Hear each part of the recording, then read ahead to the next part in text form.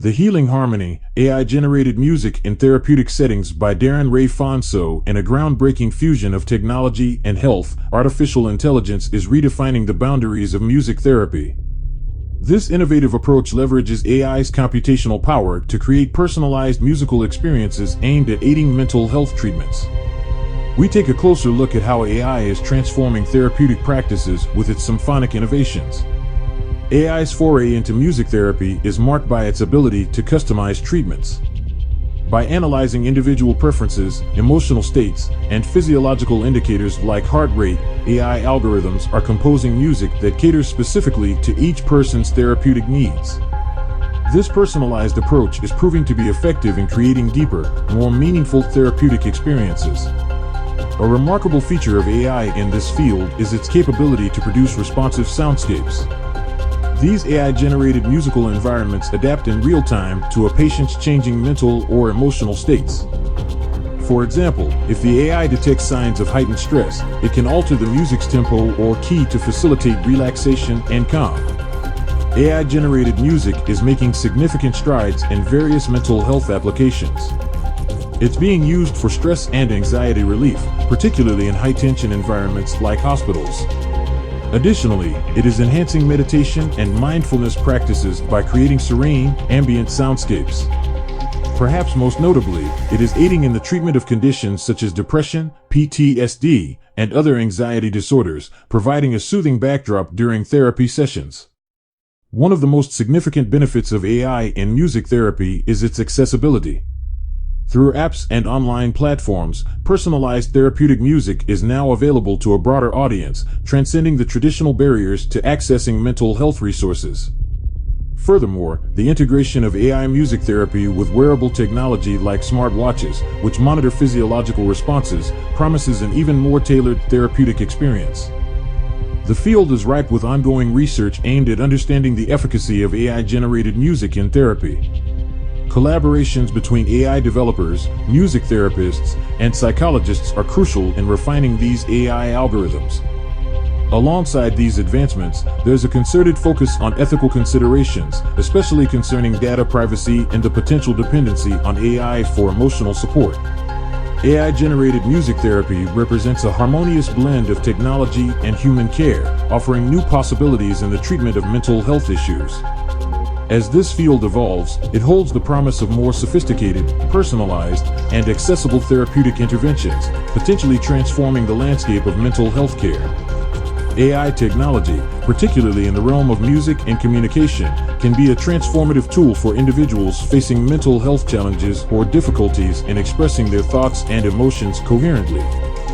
This technology offers a unique platform for articulation and advocacy, especially for those who feel marginalized or unheard.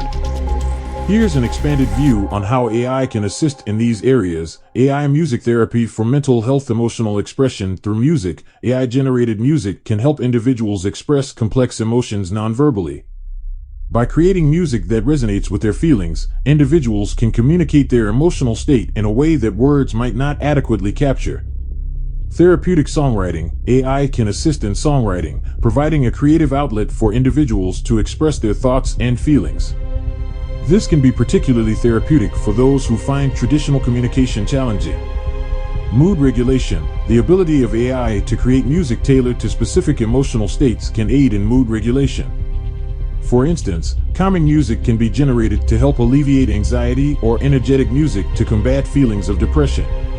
AI and enhancing communication. AI-powered writing assistants. AI can help individuals articulate their thoughts more clearly in written form. This is especially useful for writing letters or emails to lawmakers or for advocacy purposes. AI can suggest improvements in grammar, structure, and clarity, ensuring the message is effectively conveyed. Voice-to-text capabilities. For those who find it easier to speak than to write, AI's voice-to-text features enable them to dictate their thoughts. This technology can transcribe spoken words into written text, assisting in clear communication. Customized communication strategies. AI algorithms can analyze a person's unique communication patterns and suggest personalized strategies for effective expression. This can include identifying the most impactful words or phrases for their message. AI for advocacy and empowerment, creating awareness through AI-generated content. Individuals can use AI to create compelling videos, songs, or social media content that brings attention to their causes or personal experiences. This can be a powerful way to raise awareness and garner support. AI as a collaborative tool in advocacy. AI can be used to analyze large volumes of data, such as legal documents or research papers, to assist in advocacy work. This can empower individuals to back their arguments with solid evidence and present their cases more persuasively. Networking and community building. AI-driven platforms can connect individuals with similar experiences or advocacy goals. This can help in building a supportive community and amplifying their collective voice. Conclusion: AI technology, in its various forms, opens up new avenues for individuals with mental health challenges or communication barriers to express themselves and advocate for their needs. Whether through AI-generated music that captures their emotional state, writing assistance for clearer communication, or tools for advocacy and networking, AI is becoming an invaluable ally in the quest for understanding, empathy, and change. This technology not only aids in personal expression, but also provides a platform for those who might otherwise feel silenced, enabling them to have their voices heard in meaningful and impactful ways.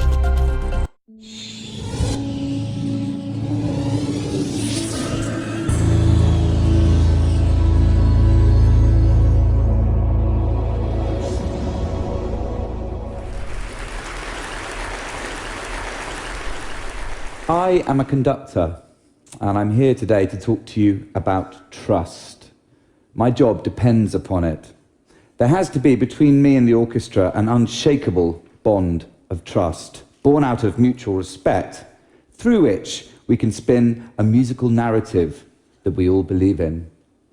Now, in the old days, conducting, music making was less about trust and more, frankly, about coercion. Up to around about the Second World War, conductors were invariably dictators, these tyrannical figures who would rehearse not just the orchestra as a whole, but individuals within it, within an inch of their lives. Well, I'm happy to say now that the world's moved on, music's moved on with it. We now have a more democratic view and way of making music, a two-way street. I, as the conductor, have to come to the rehearsal with a cast-iron sense of the outer architecture of that music, within which there is then immense personal freedom for the members of the orchestra to shine. For myself, of course, I have to completely trust my body language. That's all I have at the point of sale. It's silent gesture. I can hardly bark out instructions while we're playing.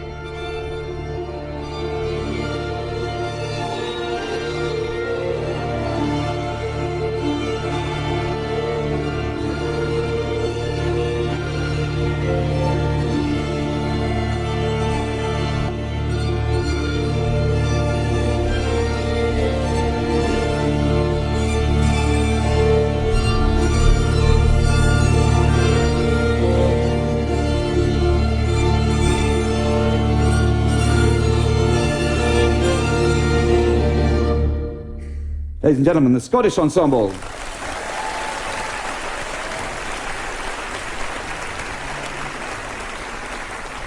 So, in order for all this to work, obviously I have got to be in a position of trust. I have to trust the orchestra, and even more crucially, I have to trust myself. Think about it, when you're in a position of not trusting, what do? You overcompensate, and in my game, that means you over-gesticulate. You end up like some kind of rabid windmill. And the bigger your gesture gets, the more ill-defined, blurry, and frankly useless it is to the orchestra. You become a figure of fun. There's no trust anymore, only ridicule. And I remember at the beginning of my career, again and again, these dismal outings with orchestras, I would be going completely insane on the podium, trying to engender a small-scale crescendo, really, just a little upsurge in volume. Bugger me, they wouldn't give it to me. I spent a lot of time in those early years weeping silently in dressing rooms, and how futile seemed the words of advice to me from the great British veteran conductor Sir Colin Davis, who said, "Conducting, Charles, is like holding a small bird in your hand. If you hold it too tightly, you crush it. If you hold it too loosely, it flies away." I have to say, in those days, I couldn't really even find the bird. Now, a fundamental and really viscerally important experience for me in terms of music has been my adventures in South Africa, the most dizzyingly musical country on the planet, in my view, but a country which, through its musical culture, has taught me one fundamental lesson, that through music making can come deep levels of fundamental, life-giving trust. Back in 2000, I had the opportunity to go to South Africa to form a new opera company. So I went out there and I auditioned mainly in rural township locations right around the country at about 2,000 singers and pulled together a company of 40 of the most jaw-droppingly amazing young performers, the majority of whom were black, but there were a handful of white performers. Now, it emerged early on in the first rehearsal period that one of those white performers had in his previous incarnation been a member of the South African police force. And in the last years of the old regime, he would routinely be detailed to go into the township to aggress the community. And you can imagine what this knowledge did to the temperature in the room, the general atmosphere. Let's be under no illusions. In South Africa, the relationship most devoid of trust is that between a white policeman and the black community. So how did we recover from that, ladies and gentlemen? Simply through singing. We sang, we sang, we sang. And amazingly, new trust grew, and indeed, friendship blossomed. And that showed me such a fundamental truth that music making and other forms of creativity can so often go to places where mere words cannot. Symphonic Trust. Thoughts and Impressions on Workers' Compensation and Life. By the late David DiPaolo, Tuesday, July 14, 2015. Symphonic Trust. We've all heard about TED Talks. TED is the acronym for Technology, Entertainment, and Design. Engaging, short, about 12 minutes, talks that are published on the internet, TED.com. There's at least one topic that you and I will find interesting. One such talk was by symphony conductor Charles Hazelwood's about the role of trust between conductor and orchestra, which he describes as a miracle. It's a miracle that everything comes together to produce the sounds that move an audience. In the old days, Hazelwood explains, the conductor was in a position of power, a dictator, but that has evolved with society, and music reflects that evolution. We now have a more democratic view and way of making music, a two-way street, Hazelwood says. I, as the conductor, have to come to the rehearsal with a cast-iron sense of the outer architecture of that music, within which there is then immense personal freedom for the members of the orchestra to shine. There has to be, between me and orchestra, an unshakable bond of trust, born out of mutual respect, through which we can spin a musical narrative that we all believe in. Trust, it turns out, is at the heart of all relationships, no matter how they are defined. I trust that the air traffic controller isn't going to steer me into another aircraft when I'm in the clouds. You trust that the person juxtaposed at the intersection from you is going to stop at the red light. We all trust that the person with whom we have a contract will perform his or her part of the bargain.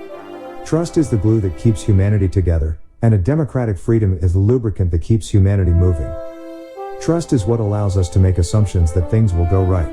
That $1 is worth $1, that a promise will be kept, that the Uber driver will pick us up and take us to where we want to go. The archetype of trust is workers' compensation. The complex web of trust between so many different performers in the world of work comp is no different than Hazelwood's orchestra. We all have to have a deep trust in each other that each will do their part to keep the system together and moving. The employer trusts the insurance company with its money to protect it financially when a workplace accident occurs. The insurance company trusts the broker that the details of the employer's risk are properly accounted for. Wall Street trusts the insurance company that its assets are real and can back the investments ordered. The injured worker trusts that the doctor is going to provide the best treatment possible for the injury. The doctor trusts that the insurance company is going to pay his or her bill. The insurance company trusts the injured worker isn't faking it, and is interested in getting better and back to work. The government trusts that everyone will play by the rules. And so on. You know, it's not about power, says Hazelwood. It's not about who's in charge. It's about me throwing out a gesture and trusting myself and, therefore, trusting that they will read that gesture and respond to it. But when that trust ceases or erodes, contempt, ridicule, and dysfunction take over.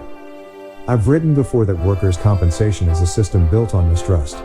And I think Hazelwood hit the proverbial nail on the head. It's about trusting myself, which allows trust in others. When the conductor doesn't trust that the orchestra will follow the direction, he overcompensates and overgesticulates. And the orchestra overreacts, and eventually, the entire performance is ridiculed. As Hazelwood explains it, think about it. When you're in a position of not trusting, what do? You overcompensate. And in my game, that means you overgesticulate. You end up like some kind of rabid windmill.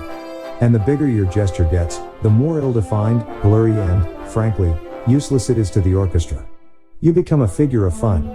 There's no trust anymore, only ridicule. And how futile seemed the words of advice to me from the great British veteran conductor Sir Colin Davis, who said, "Conducting, Charles, is like holding a small bird in your hand. If you hold it too tightly, you crush it. If you hold it too loosely, it flies away." I have to say, in those days, I couldn't really even find the bird. That's what's happened in workers' compensation. We've gone so far beyond trust that we have overcompensated. We have become a figure of fun, ridiculed in the press, criticized for our antics, looking ill-defined, blurry, and useless to employers and their workforces. Every time there's been a breach of trust, we overcompensate. We call this reform, but in truth what really is occurring is that someone in a position of power says they don't trust some element of the workers' compensation system, so laws and regulations are crafted, debated, and eventually dictated in an attempt to micromanage the orchestra.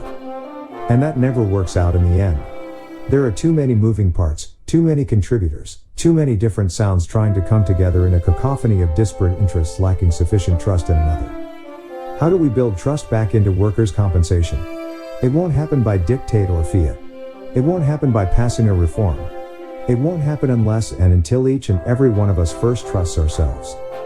Do you, as an adjuster, trust yourself to make the right decision on a case?